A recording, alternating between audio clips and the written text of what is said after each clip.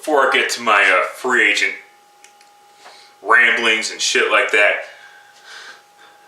I have to take Brandon Weeden off of the Tony Romo list. And that's mainly because, not that I think Weeden's better than Romo or anything like that. He still sucks. But the thing is, Brandon Weeden will now be backing up Tony Romo, or at least getting the opportunity to back up Tony Romo. Because he's with the Dallas Cowboys now for a couple years. Obviously, he's going to be competing with Kyle Orton for that backup position. Yeah, so Weeden's football dream continues, I guess. He won't be a starting quarterback anymore because it's way too fucking late. He's like 30 years old. He's going to be 31 in October.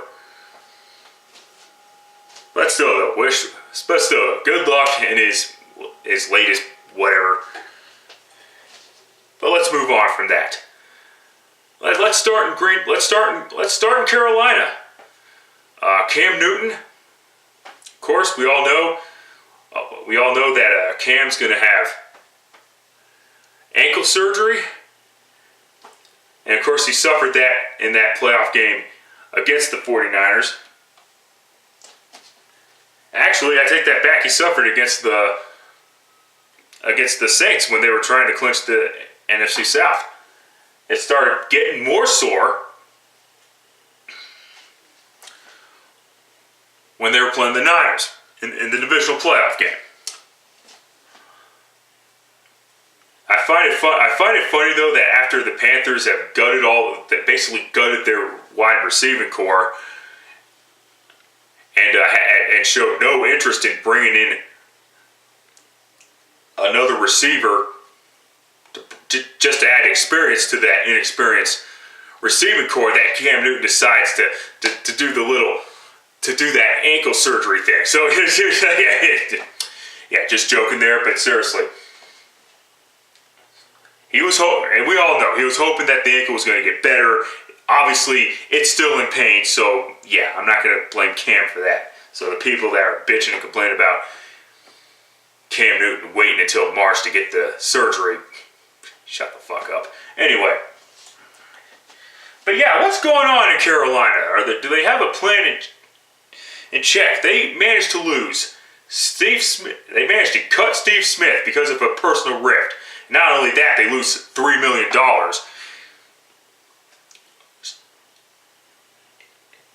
Just by getting rid of him. Do you think Steve Smith cares about a 3-year, $12 million deal with the Baltimore Ravens? He wouldn't have accepted that had the Panthers not paid him the extra $3 million. So all in all, Steve Smith's going to be paid $6.8 million.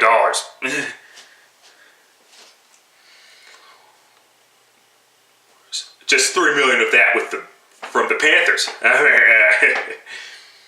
But not only that, they lose Steve Smith, Brandon LaFell, and Ted Ginn Jr.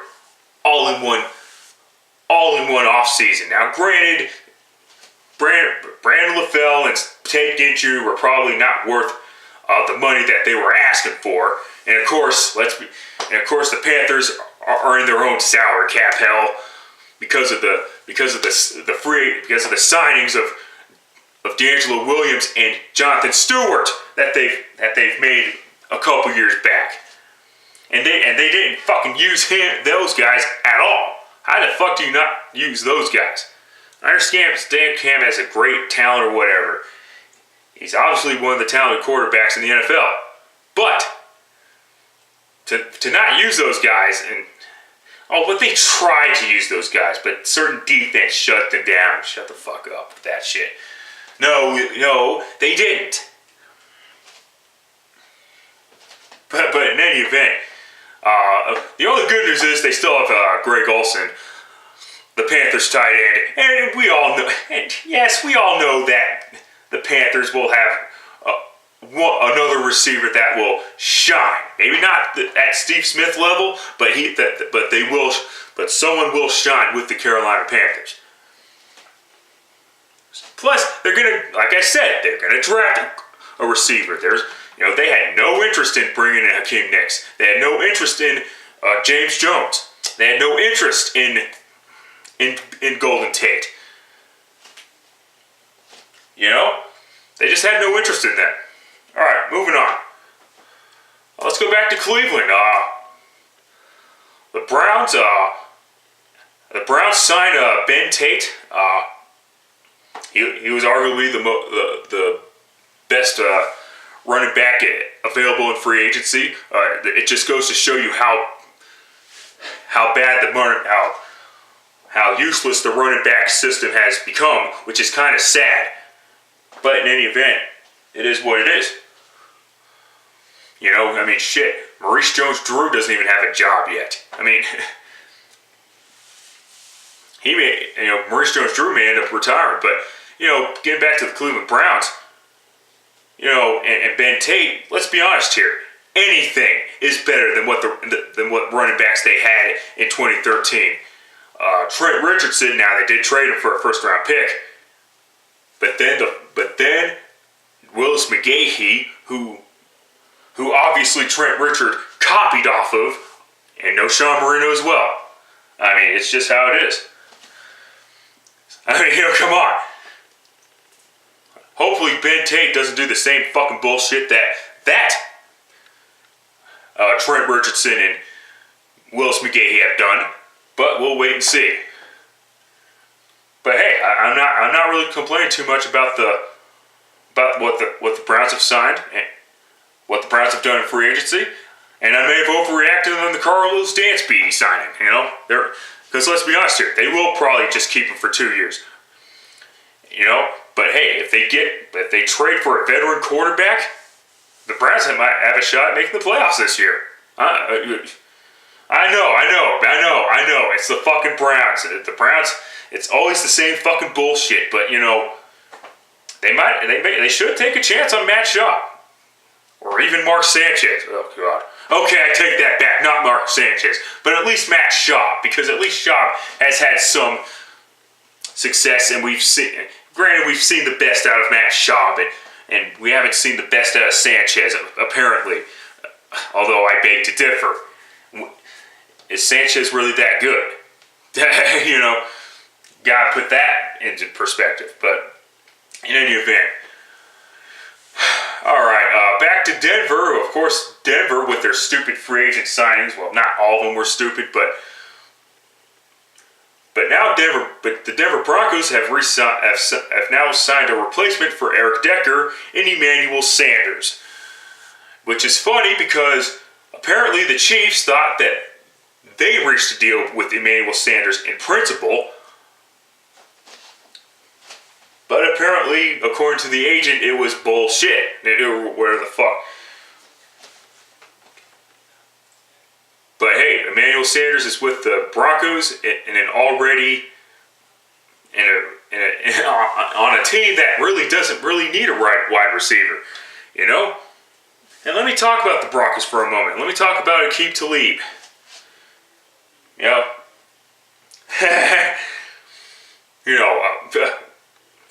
I don't think Aqib. I never once said Aqib was a horrible corner. Aqib is a good corner. Torner. What the fuck is a torner? Anyway, corner. I'm not saying he was a horrible corner, but just he's not worth the guaranteed money that the Broncos signed him to. He's not worth the 6 years, $57 million.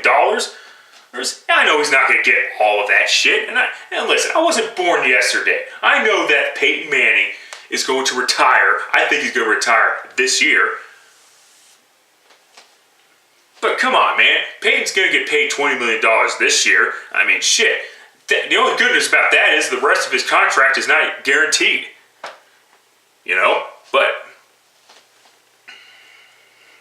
But still, though. The Denver's going to be in salary cap help because of signing free agents that they really... is it really worth the money to try and win a Super Bowl? Knowing full well that Denver's not going to win one with Peyton Manning? And I'm hoping that I'm wrong. Because like I said, I'm a Bronco fan. but I'm not a Bronco fucking homer. I'm not going to just say, oh yeah, this is a great decision. Aqib Talib is a great corner, a great pickup. Who cares if the Broncos were impatient and didn't wait for Darrelle Revis to be released? Who cares about that? And DeMarcus Ware, he's going to have 20 and a half sacks. Yes, even at 32 years old. You know, what the fuck? No. People just don't like unbiased, I guess. It's kind of fucking sad. I mean, nothing wrong with being a homer, but just, Jesus Christ, don't... Whatever, but... Aqib Talib, the last two AFC Championship games, he got injured. Well, that just proves his importance, right? No, it proves his liability, that he is an unreliable player. That's what it is. It's got nothing to do with how bad he is, although I do think he's still inconsistent. But that doesn't mean that I think he's a consistently bad corner. He's just like I already mentioned that part in my last ramble. I'm not going to mention it again. That's my concern. And besides, the Patriots have upgraded their cornerback position by signing in Darrelle Revis. Now, I can understand why some Patriot fans don't like the move, mainly because Darrelle Revis was playing for the Jets, the Patriots' rival, of course. Of course, most often one-sided rival, but a rival nonetheless. You know, but still though, who says Darrelle Revis won't pay off this time around? You know, Patriots don't usually do well in free agents. I mean, i.e. Albert Haynesworth, and of course, Haynesworth was traded to the Patriots, but whatever there. And of course, Chad Johnson, that was a fucking disaster as well. Just in terms of free agency moves. Because he didn't do jack diddly shit with them. What else happened? Oh, and go to the New York Giants. But so, yeah, that's my concern. And plus, before I get to the Giants, plus they bring in Brandon Browner. I know people don't like Browner. And of course, Greg Rosenthal from NFL.com can be completely fucking stupid at times. Oh, there's a reason why the Seahawks don't miss Brandon Browner. No, they had no interest in re-signing him and blah, blah, blah. Yeah, you know why that is? It's because the Seahawks are loaded at the fucking corner. It's not necessarily because the Seahawks thought he was a bad corner and just a corner, even though he was a byproduct of Richard Sherman. That doesn't mean they thought he was a lousy corner. Now, he will be suspended for 4 games because of the performance-enhancing drug policy that he failed. Because he didn't take Richard Sherman's advice on how to beat that. But in any event, just a joke, calm down. But in any event, you know, with Browner on one side and Revis on the other, and Revis actually played well with the Buccaneers coming off of knee surgery. I mean, let's call it what it is. All right, moving on quickly. The Giants signing Dominique Rodgers-Cromartie. I wouldn't have, I was 50-50 on Dominique Rodgers-Cromartie. Never said I hated him. My concern was his commitment. After he just said that and he said it in the interview. I already mentioned that part, not mention it again. But hopefully he stays committed to playing for the New York Giants, and not just about it. And of course, I think he's just in it for the money. You know, nothing wrong with that, because you guys set yourself up for retirement down the line. But he said he was going to retire if the Broncos won the Super Bowl. He probably was bullshitting the whole fucking time so that Denver didn't have to re-sign him or whatever. But he's back with the NFC East. He'll be playing against the Philadelphia Eagles once again. I wish Dominique Rodgers Cromartie luck because he was one of the better corners in the NFL with the Denver Broncos. Even though it clearly wasn't enough. Moving on. Oh yeah, the Packers have done something that they don't normally do in free agency, and that's sign a free agent from another team. The Panthers have re-signed 34-year-old Julius Peppers. You know, it was one thing that they signed Charles Woodson in 2007, or whatever year it was, because Charles Woodson was in his prime. I think it was 2006 now that I think about it, but who cares? But like I said, Julius Peppers, he's past his prime. Now, it's still a good pickup because he'll take pressure off of Clay Matthews, because we all know Clay Matthews needs to get going again.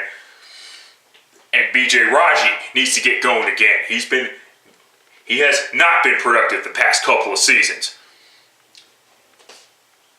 You know, but the Packers will still be fine, either because of the signings or despite the signings. Either way, Packers will win the NFC North again because Aaron Rodgers will be back, of course, and we all know. And speaking of former Packers, James Jones is with the Oakland Raiders because he's friends with Reggie McKenzie, of course. No, I'm kidding, of course.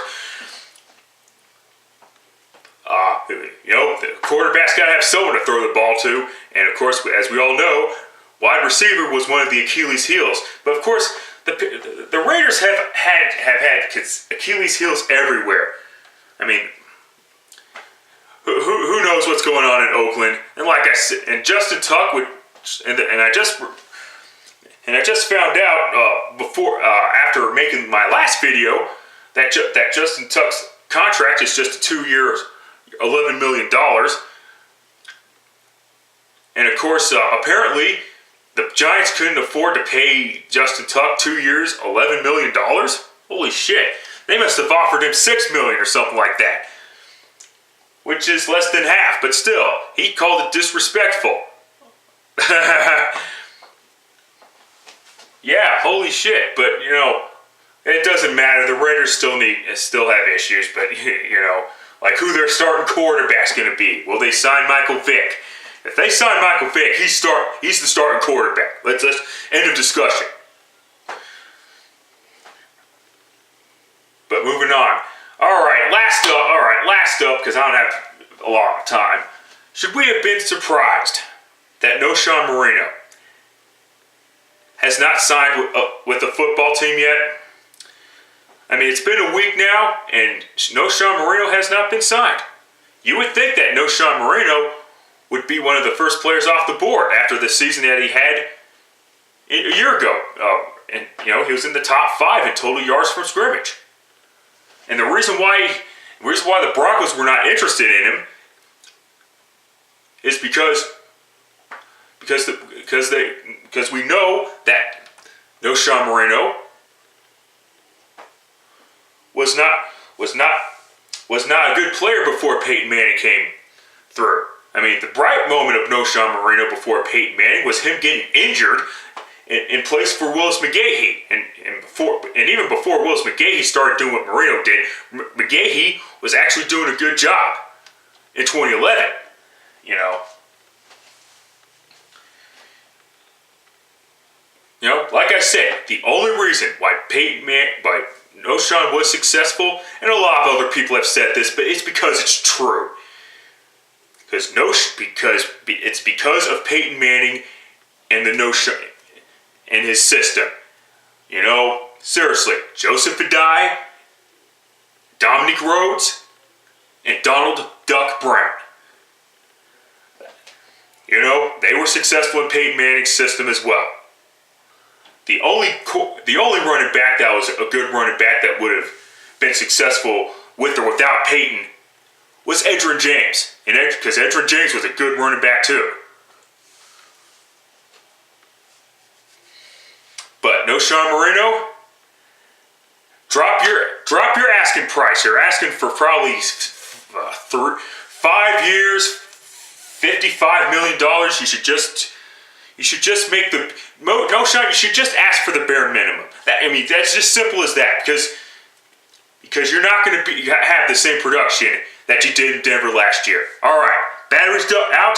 Till next time, later, fuckers.